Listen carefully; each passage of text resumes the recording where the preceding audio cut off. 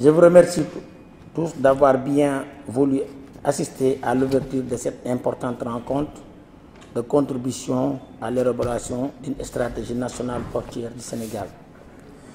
C'est le lieu d'adresser nos sincères remerciements à la forte délégation venue du Mali, à travers M. Youssouf Bathily, président des chambres de commerce et d'industrie du Mali, Souleymane Baba Traoré, président du Conseil malien des chargeurs, et Youssouf Traoré, président du Conseil malien des transporteurs, ainsi qu'à tous les membres de la délégation malienne qui les accompagnent d'avoir bien voulu prendre part aux travaux de ce forum.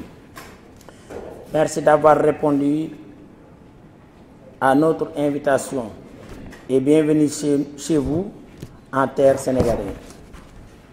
Madame, Messieurs, chers invités, ce forum vient à son heure et cela va permettre à la mise en œuvre d'une nouvelle vision des villes portières ainsi que nos ports secondaires placés sous l'autorité de nos chambres de commerce conformément aux vœux de son Excellence, Monsieur le Président de la République Macky Sall. Chers collègues membres du secteur privé national et de la communauté du secteur privé sénégalais Cap Sénégal, Madame, Messieurs, les remerciements iront également à l'endroit de Cap Sénégal et du secteur privé national pour cette excellente initiative d'associer tous les parties prenantes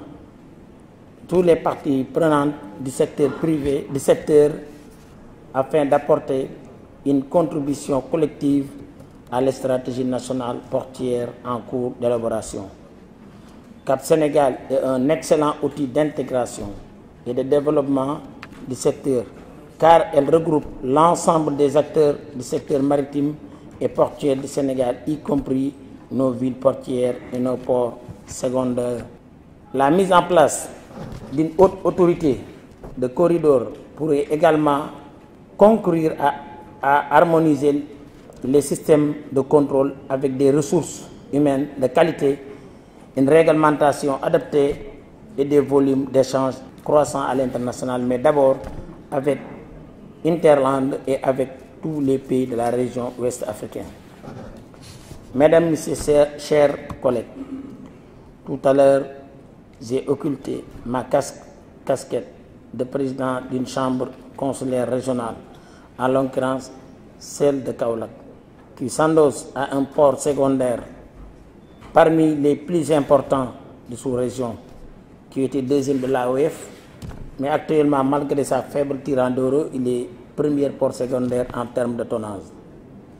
Mes amis maliens m'en teniront pas rigueur, et si je dis qu'il constitue la frange maritime de ce pays frère, sous ce rapport, une stratégie nationale portière ne pourrait s'élaborer sans une perspective de développement renforcé des ports secondaires à l'image de celle de Kaolack. Ce port fluvial en débit de la faiblesse de son tirant d'eau continue d'être un carrefour maritime important dans la sous-région.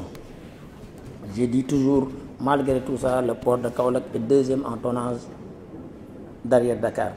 La Chambre de commerce et industrie et l'agriculture de Kaolack, qui en assure la concession, la gestion, pour vous dire, en 2010, nous avons trouvé 2-3 bateaux, maximum 4 par an. Aujourd'hui, nous sommes en 250 mouvements.